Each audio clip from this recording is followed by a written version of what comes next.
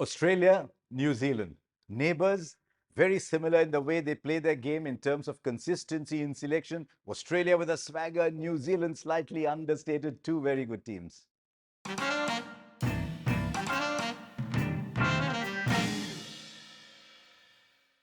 So, Australia and New Zealand, neither likes those two clubbed together, those two names, do they? The Australians always say, oh, you little brother down there across the ditch. The Kiwis say, yeah, let me show you. And unfortunately, they don't very often in World Cups. But luckily, they're in two different pools, so we can look at them. We can just put them together, but we can look at them separately. Let's look at Australia. What strikes you about Australia? We in India have seen Jake Fraser McGurk go berserk, but Australia always believe in continuity. So they've said, no, we've got the core of a really good side. We will stay with that. And no sentiment, no emotion about leaving out Steve Smith, to the extent that I think if Steve Smith was the selector himself, he would have looked at his own selection very dispassionately. So Australia do not worry about emotion. They just say, right, who's the best team to pick? We'll pick the best team possible. And I think this is a serious team that they've gone and picked. Warner with his swan song, desperately trying to prove that he's still there, and Travis Head in every form of the game. Travis Head just comes out and he scares you. If the ball comes onto the bat, there is no more powerful hitter than Travis Head in the game. If it stops and comes, now we're talking a very different story.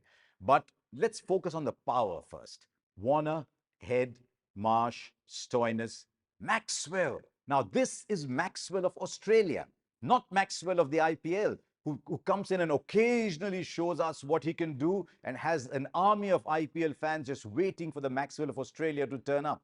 But Maxwell of Australia, wow, we saw him at the 50 over World Cup too. He's a completely different beast. And then you go down the order, you've got Josh Inglis, you've got Ashton Agar, you've got so many options down there. There's a lot of power in that Australian side. They like Inglis, they can play Wade if they want to. Now, what else strikes you about that?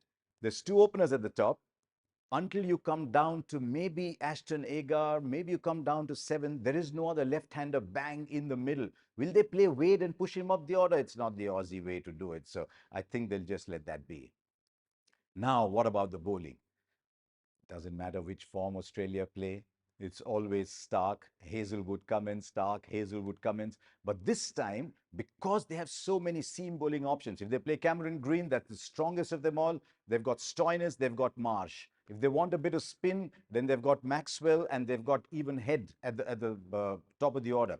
So they've got those seam bowling options, which could well allow them to say, I'll only play Cummins and Stark. I've got Zampa anyway, and I'll play Ashton Agar if required, as late down as number 8. I saw Ashton Agar bowl in the Big Bash. Tall bowler, hits the deck, gets the ball to turn, can bat anywhere between 6, 7, and 8. And like all Aussies, I think is just a very good fielder.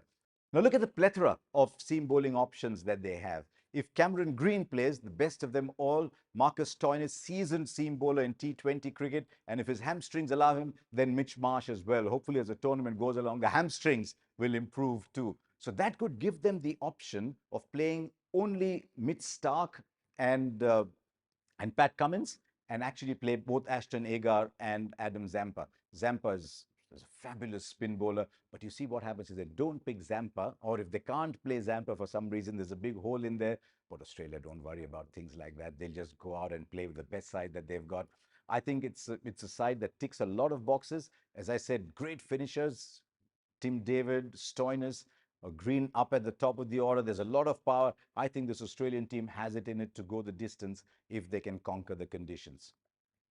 Now, what about their neighbors across? We talked about all-rounders in Australia. That New Zealand team is full of all-rounders. You start with Conway and Rachin Ravindra. You can play Finn Allen as well. That's already two keeping options in there and a spin bowling option too. Kane Williamson. Big debate. Should Kane Williamson be in a T20 side? They like Kane Williamson as a captain. So he fits in as a captain. And with all the hitting options around him, then Kane Williamson slots in to a New Zealand side far better than he does as one of 4 overseas options in a franchise side.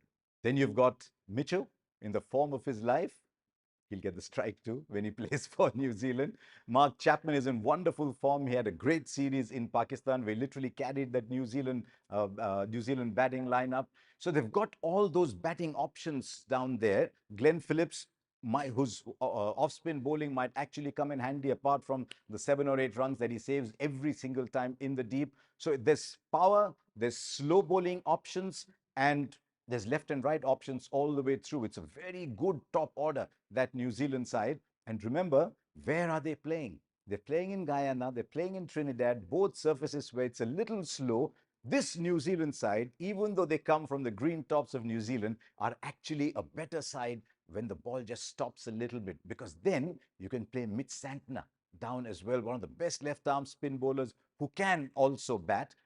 Trent Bolt, evergreen. I think they can go Trent Bolt, Matt Henry, Lockie Ferguson to bowl at the back end. If required, Tim Southee. I don't know if they'll require Southee very much. And then if needed, Ish Sodhi as well. I think it's a very good side, very well-balanced side. They all play together. We often talk about forces of the line moving in one direction. It's always that way with New Zealand, except they're in a slightly tricky group. They've got to beat Afghanistan. If they get a real 140, 150 kind of pitch, Afghanistan with their all-rounders and spinners could be a bother.